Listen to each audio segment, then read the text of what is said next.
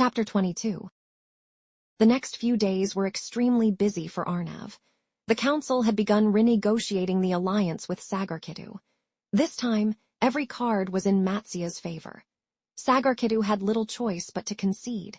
Without drawing a single sword, Arnav had conquered another kingdom. Aarya carried a constant weight beneath her ribs. A churning ocean of guilt. More than once she wanted to stop, sit down, and cry. She wanted to take responsibility for the chaos her disappearance had caused, but she had no such luxury. Her own family had declared her a traitor. If she ever returned to Sagarkidu, she would be arrested for treason. Every door to her old life had been shut. Slowly, painfully, the truth settled inside her heart. She really had become a maid, and now her entire day revolved around Arnav. Aarya woke every morning before dawn. Most days, she barely had time to prepare herself and swallow half a banana before rushing to the West Wing. The small kitchenette there had become her first stop of the day. Arnav liked his coffee in bed. She would carefully prepare a cup of black coffee, then quietly enter his chamber. First, she would draw the curtains to let the morning light seep into the room. Then she would gently call out to him. "Your Highness." He never woke up on the first attempt. She always had to try 2 or 3 times. Some mornings he slept in his bed like a normal person. Other mornings she found him slumped over his desk, having worked through the entire night. Those moments were strangely disarming. When he first opened his eyes, he looked different. For a brief minute, he was not the ruthless conqueror everyone feared. His hair was messy, his jawline sharp and relaxed, his expression soft with sleep. Sometimes he even smiled when he saw her. Within a few minutes, however, the moment would disappear. The vulnerable man would vanish, replaced by the crown prince of Matsia, and the complaints would begin.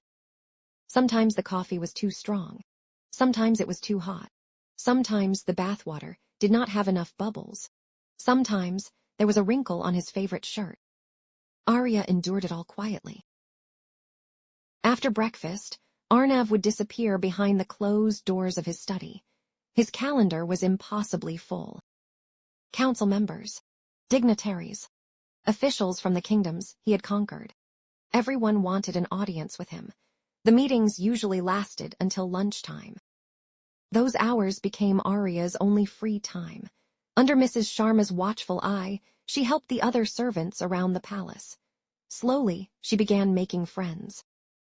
Jai and Jui, twin sisters who worked in the laundry. Mr. Singh, a guard assigned to the East Wing. And Bella from the kitchen. Talking and laughing with these new friends made Aarya's new life slightly easier to bear. Afternoons belonged to Arnav's training. He was not the kind of ruler who merely commanded armies. He trained alongside them. Archery, sword fighting, horse riding, hand-to-hand combat. He approached each discipline with relentless focus. He ate carefully measured meals and guarded his physical strength as seriously as his political power. Watching him train was both impressive and intimidating. Evenings were quieter. Arnav would bury himself in endless paperwork. Aarya usually saw him again during dinner. Most nights he dismissed her soon afterward. But when the work became particularly frustrating, he kept her nearby. Her duties were simple: bring fresh coffee every few hours, keep the fireplace burning, remain available. Sometimes until midnight. Aarya's new routine was nothing like the life she had once lived. It was exhausting, demanding, unforgiving, yet somehow it had already begun to feel familiar, and surprisingly, she wasn't complaining. Chapter 23. Aarya stood in front of Mrs. Sharma's desk, logging her hours. Today was her day off. Mrs. Sharma finished writing in the servants' register before glancing up at her. "I must admit," she said, adjusting her glasses, "I did not think you would last a full week." She slid a small envelope across the desk. "And yet, here we are." Aarya opened the envelope and counted the coins carefully. It was her first hard-earned salary. A soft smile appeared on her lips. For a moment, she simply held the money in her hands. Then she lingered by the desk. "Just say it already," Mrs. Sharma said dryly. "If you had nothing to ask, you would have disappeared from my office by now." Aarya cleared her throat. "I was hoping for permission. Permission to go to the village fair tomorrow, with my friends." She pointed behind her. Bella, Jai, Jewy, and Mr. Singh immediately leaned into the doorway, their faces filled with hope. Mrs. Sharma sighed heavily. "No. But why?" Bella blurted. "You all may go," Mrs. Sharma said calmly, her eyes returning to the register. "But Priya cannot." "Why not?" "It is His Highness's direct order," Mrs. Sharma said firmly. "He warned me not to issue Priya an exit pass without a chaperone. A proper chaperone. Preferably a guard." "But Mr. Singh is a guard," Aarya said quickly. "He will be coming with us." "Yes," Mrs. Sharma replied. "But he will be off duty tomorrow." "A guard is still a guard," Bella argued. "Off duty or not, he could still protect us if something happened." Mrs. Sharma's patience finally snapped. "I am not responsible for the rest of you," she said sharply. "But Priya is a different matter." She closed the register with a firm thud. "Priya, if you wish to leave the castle, you may ask His Highness yourself. If he agrees that an off-duty guard qualifies as a chaperone, you may return to me for an exit pass." Mrs. Sharma dismissed all of them. Aarya returned to her quarters in silence. She already knew how that conversation with Arnav would go. He would do the exact opposite of whatever she asked. The wooden door stuck as usual. She had to push it twice before it finally opened. Then she froze. Several silk outfits were spread across her bed. Rich colors, intricate embroidery, fabric that shimmered softly in the afternoon light. "Wow, Priya. Whose outfits are these?" Bella walked into the room without knocking. She sat on the bed and ran her fingers across one of the skirts. "These look expensive," she said wide-eyed. "Feel this fabric. It's so soft." Jai and Jewy rushed in behind Bella. "Look at this embroidery," Jewy exclaimed. "You definitely don't have enough money to buy these. So who gave them to you? Do you have a secret admirer?" Jai added with a grin. Aarya ignored them and noticed a small folded note beside the clothes. Bella tried to snatch it, but Aarya unfolded it first. The handwriting was neat and confident. "Thank you for sharing your perspective. It helped me make a difficult decision. I hope to see you wearing these daily." Arya's fingers tightened around the paper. "Look," Jai suddenly said. She pointed to the corner of the note. "There's a royal emblem on it." Jai whistled softly. "You know what this means, right? This gift didn't come from just anyone." Arya's mind began racing. What decision? Her mind screamed. Did Arnav arrest father? Or did he finally discover the truth behind the corruption in Sagarkidu? She stared down at the note again. Why did he have to make everything sound so mysterious? Now she definitely wouldn't be able to sleep tonight. Chapter 24. Aarya got ready earlier than usual the next morning. She opened her cupboard and reached for her servant's uniform, but her hand stopped. Instead, she pulled out the white and red gagra and blouse. The silk slid smoothly against her skin as she dressed. After fastening the last tie, she paused in front of the mirror. For a moment, she simply stared at her reflection. It had been a long time since she had worn something like this. A small smile tugged at her lips. "Looks like he has good taste," she murmured quietly. Then she hurried out of her quarters. When Aarya entered Arnav's chamber, the sun was just beginning to rise. She opened the tall windows. Warm air drifted into the room. Summer is already beginning, she thought. Coffee in hand, she walked toward the massive bed. Arnav was still asleep. Aarya paused. She studied his face for a moment. Perfect cheekbones. A sharp, straight nose. Those thick eyelids that hid the fierce eyes everyone feared. Then she noticed something else. He was shirtless. For a second, Aarya forgot what she was supposed to be doing. She definitely should not stare, but that was exactly what she ended up doing. His broad shoulders rested against the pillows like something carved from stone. His chest rose and fell slowly with each breath. Strong, effortless, beautiful. The more she told herself to look away, the harder it became. "Your Highness," she said finally. Her voice came out raspy. She cleared her throat and tried again. "Your Highness. Let me sleep. And you may stop staring now," Arnav muttered without opening his eyes. Aarya froze. "My apologies, Your Highness," she said quickly, her cheeks flushing red. "But your morning schedule is already quite full." Arnav sighed and reluctantly opened his eyes. He pushed himself halfway upright. Aarya handed him the coffee, and that was when he noticed. The sleep vanished from his face instantly. Aarya was wearing one of the outfits he had sent her. Her long, dark curls were neatly braided. The white skirt and red blouse hugged her curves perfectly. The silk itself seemed dull compared to the glow of her skin in the morning light. Arnav stared. The coffee in his hand slowly cooled. Aarya felt his gaze settle on her. "Your Highness, should I reheat the coffee?" she asked carefully. Arnav snapped out of his thoughts and straightened immediately. "That won't be necessary," he said quickly. "Very well, I will prepare your bath." Aarya turned to leave. "Wait. Don't you have something to be thankful for?" Arnav asked, a hint of playfulness in his voice. So predictable, Aarya thought. "Of course, Your Highness," she said politely. "I am extremely grateful for your generous gift. I will truly cherish it. If you don't mind, I did have a question." "Did you? Did you find King Sudhanshu guilty?" Aarya hesitated as she spoke. "Did you like them, the outfits?" Arnav interrupted. He had completely ignored her last question. "The garments are made from pure silk," Aarya replied carefully. "The embroidery is handmade, and the colors are quite lovely." "I didn't ask for a description," Arnav frowned. He took a sip of coffee. "I bought the outfits from a vendor in Sagarkidu. I know how they look, and what they cost." Aarya lowered her eyes. Arnav shifted slightly. "I don't usually give gifts," he admitted after a moment. "I never really found the need for it." His voice grew quieter.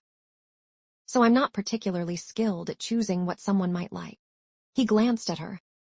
"What I am trying to ask is that the kind of gift your heart desires?"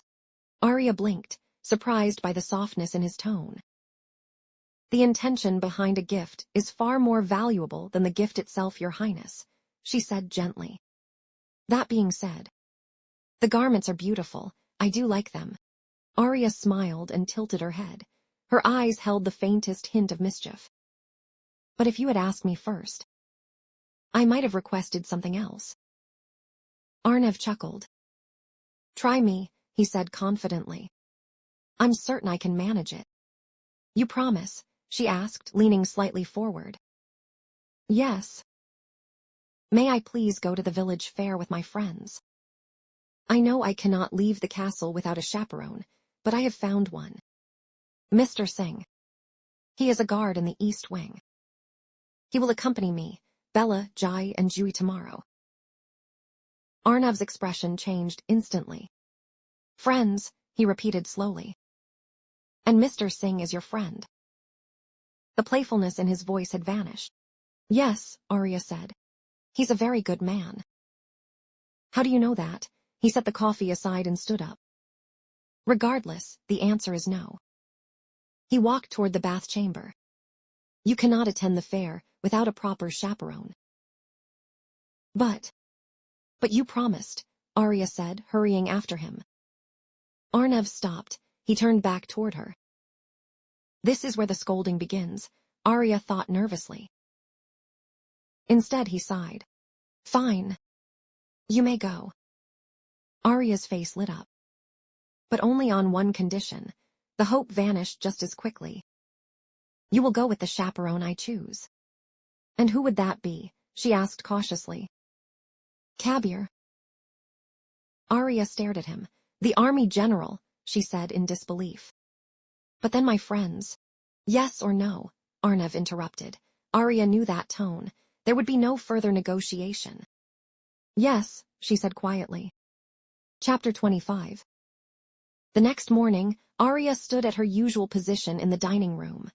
Arnav and Kabir sat across from each other, deeply engrossed in a serious political discussion. Aarya barely heard a word of it. Instead, she was busy wishing. She possessed some kind of magic spell that could control Arnav. He wants Kabir to accompany me as a chaperone. What possible explanation could justify a maid being escorted by the army general? What would my friends say? The thought made her anxious. She had already told them she had received permission to attend the fair. Mrs. Sharma had even issued her the exit pass. But Aarya had very carefully avoided mentioning one small detail. The identity of the chaperone. If her friends discovered that the army general of Matsya was coming with them, they would absolutely refuse to go, and she couldn't blame them. For the first time in her life, Aarya had real friends. People who did not know she was a princess. People who were not afraid of her. They simply knew her as Priya, and that was enough. She could not afford to lose them. Still, she had until evening. Maybe she could somehow change Arnav's mind. The dining room doors suddenly swung open. Everyone, including Arnav, looked up in surprise. No one had been announced. Even the guards seemed caught off guard. A woman stepped inside. She wore an elegant silk sari. Her porcelain skin glowed in the morning light, and her sharp features were softened by warm brown eyes. The entire room seemed to shift the moment she entered. She looks familiar, Aarya thought.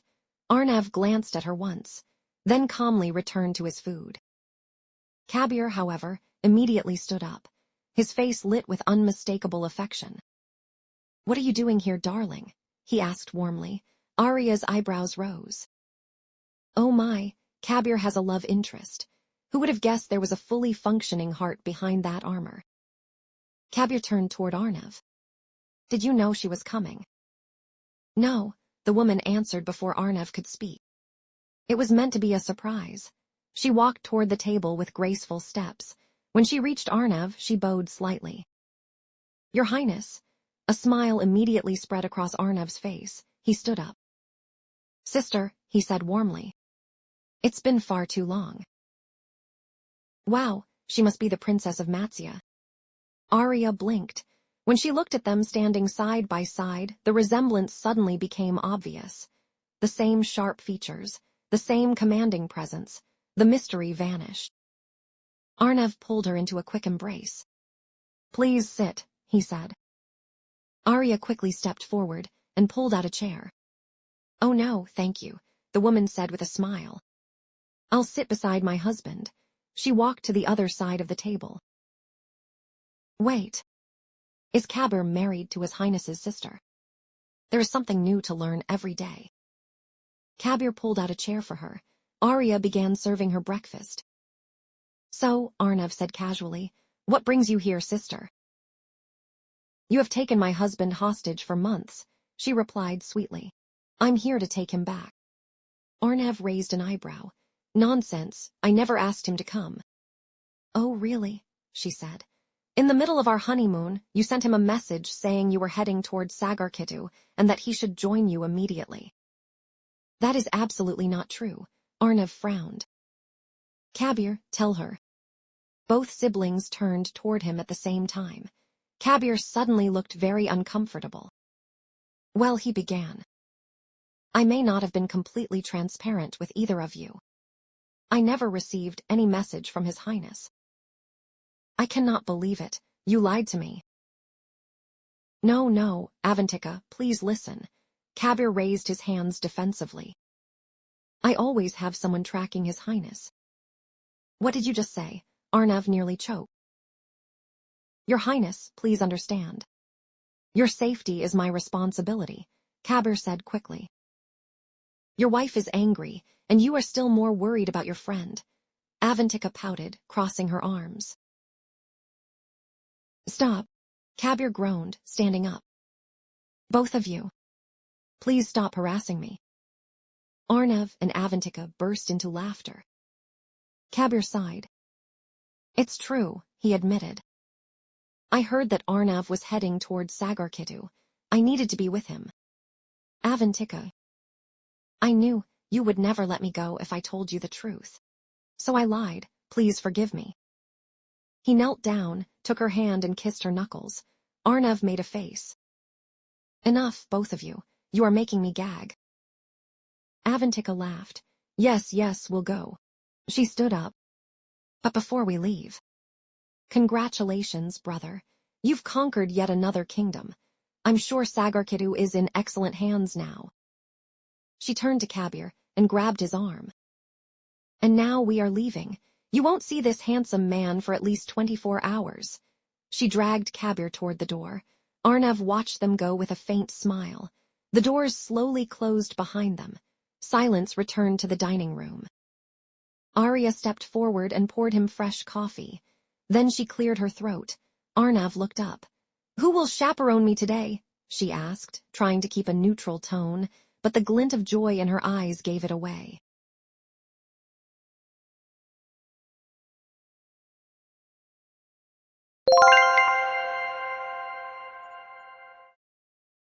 Thank you for listening.